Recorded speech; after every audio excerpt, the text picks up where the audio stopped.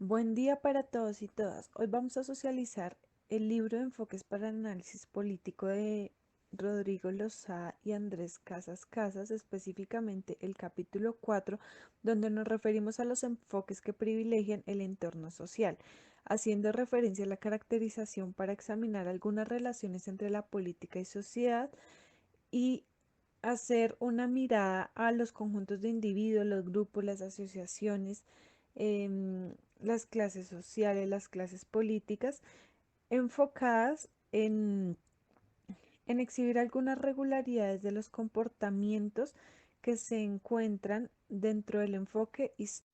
El enfoque histórico-sociológico examina las relaciones entre la política y la sociedad, observa el mundo político de asociaciones, partidos, clases sociales, estados, sociedades, etc., y los procesos sociales en los cuales se involucran. Este enfoque destaca a los líderes que contribuyeron en transformaciones sociales, y quienes se inclinan por él descubren las ventajas del método comparativo, el interés por respaldar lo que aseveran con evidencias empíricas y se caracterizan por su interés en detectar las causas de los fenómenos que estudian. Los conceptos preferidos del enfoque histórico-sociológico parten de que cada autor emplea su propia terminología. Los tipos de problemas o interrogantes que suelen tratar son asegurar una vida digna dentro del sistema político y examinar los hechos históricos y el comportamiento observado por los grupos sociales en los diversos contextos políticos. Los métodos de investigación asociados con este enfoque son método histórico y comparativo con apoyo en fuentes secundarias y observación atenta, sistemática y comparativa. Por último, cabe resaltar que el macromolde más utilizado dentro del enfoque histórico-sociológico es el empírico-analítico.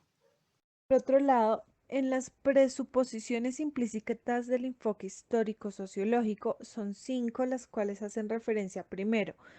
Se debe diferenciar la argumentación filosófica abstracta de la argumentación basada en los hechos observados y observables. El segundo, hablas que es posible llegar a identificar muchas tendencias en la vida política de los pueblos por medio de las leyes y las tenencias que genera el gobierno en el mundo de la política en los pueblos. El tercero, se considera que deben haber experiencias históricas colectivas sociales similares. Es ahí donde se pueden generar comparaciones entre ellas. El cuarto asume el análisis político centrado básicamente en las grandes colectividades humanas y en examinar las dinámicas de estos conjuntos, tomando como unidad de observación a las grandes agregados sociales o colectivos sociales.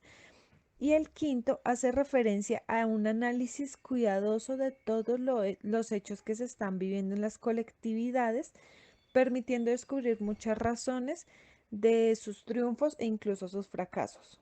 Finalmente, en las reglas de la inferencia, el autor habla sobre tres básicamente, las cuales aportan a la argumentación de los autores. La primera hace referencia a que se deben llegar a conclusiones válidas estableciendo criterios fundamentales para su verificación empírica. La segunda habla de que se deben recurrir a fuentes de datos pertinentes para la verificación empírica. Esto recurriendo básicamente a la experiencia histórica anterior y el autor lo referencia como la historia es la maestra de la vida, ya que hace referencia pues a lo que ya hablé, las experiencias históricas anteriores. Y la tercera hace referencia y habla de las consideraciones necesarias para comparar la unidad escogida para los estudios similares. Es así como se pueden detectar por medio de estos muchas diferencias, muchas similitudes e incluso poder descubrir algunas tendencias que siguen rigiendo en el trascender de la historia. En conclusión, podemos decir que este enfoque ha producido muchas obras que han penetrado sobre los fenómenos y hechos políticos que se han generado bajo descripciones de los procesos de los cambios políticos. Sin embargo, puede haber un pequeño tropiezo en el momento de su explicación, ya que pocas veces se conceptualiza en los términos y no se cuestiona incluso la validez de la metodología que se emplea para estos.